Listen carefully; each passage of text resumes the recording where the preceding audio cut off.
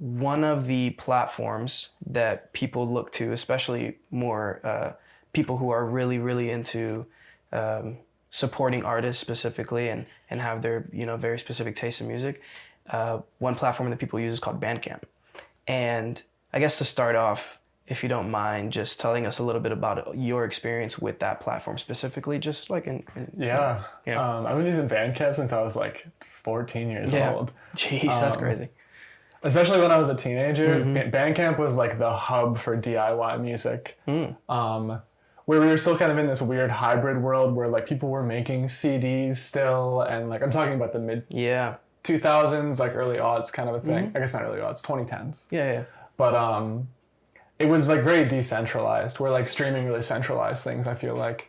But it was the one place that whenever I saw like an indie band, a true indie band, not like a band on a label, but just a band that was doing it themselves, they would post on that, and like they could sell physical merch through there too. And I don't know, it just kind of became a really rich place for that type of music, I guess. And up through college, like was the place where I discovered a lot of like punk and experimental music and people that just like were trying things out and not really concerned too much with like trends, I guess, which was cool. Yeah, that's very cool. I didn't have as intimate of an experience as you did with BandCamp.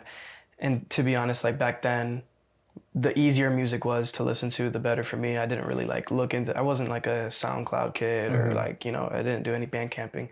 But, the reason why we're talking about this now is because it was sold again. So initially the people who created BandCamp, the team behind it, they kind of decided that it was best for them to sell the company. And they sold it to Epic Games, which is an interesting sell.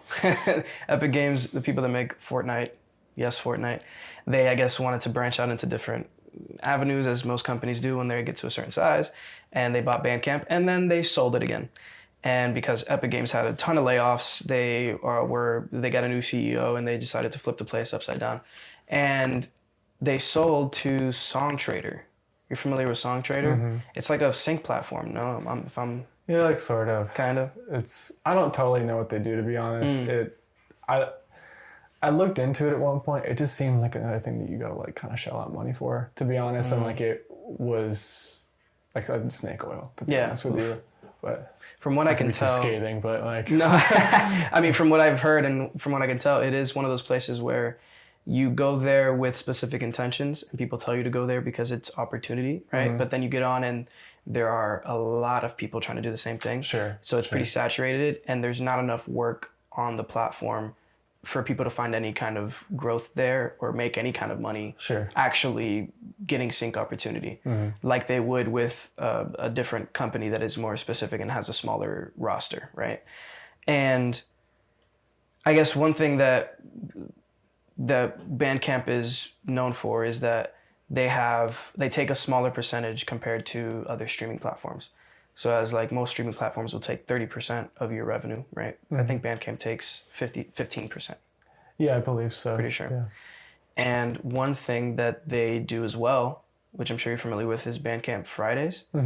And on that day, specifically, if you buy music or you buy any kind of physical merchandise from the artist, they get technically all of the profit will go to the artist. It's 93% after transaction fees and stuff like that, but it's one of those things that is just unheard of, where it's completely, made for the user. And that's one reason why it's kind of scary that it's being like tossed around. Yeah, because if you lose that, then I feel like you lose a lot of your core base, right?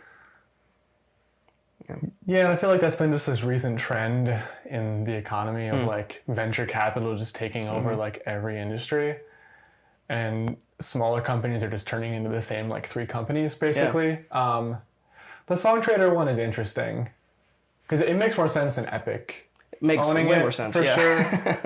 But I kind of don't see the point. Like, it kind of goes back to the snake oil thing you were talking about, where the idea is like, oh, well, then they could find a way to do BandCamp or use BandCamp for sync opportunities. But if you're not really getting the jobs anyway on the platform, then like, Yeah, I mean, I didn't even think about that, to be honest, is how they would like do a cross weaving. I figured they were just going to operate it for the most part but like the whole charm of it is that it's very like editorialized and DIY. Yeah.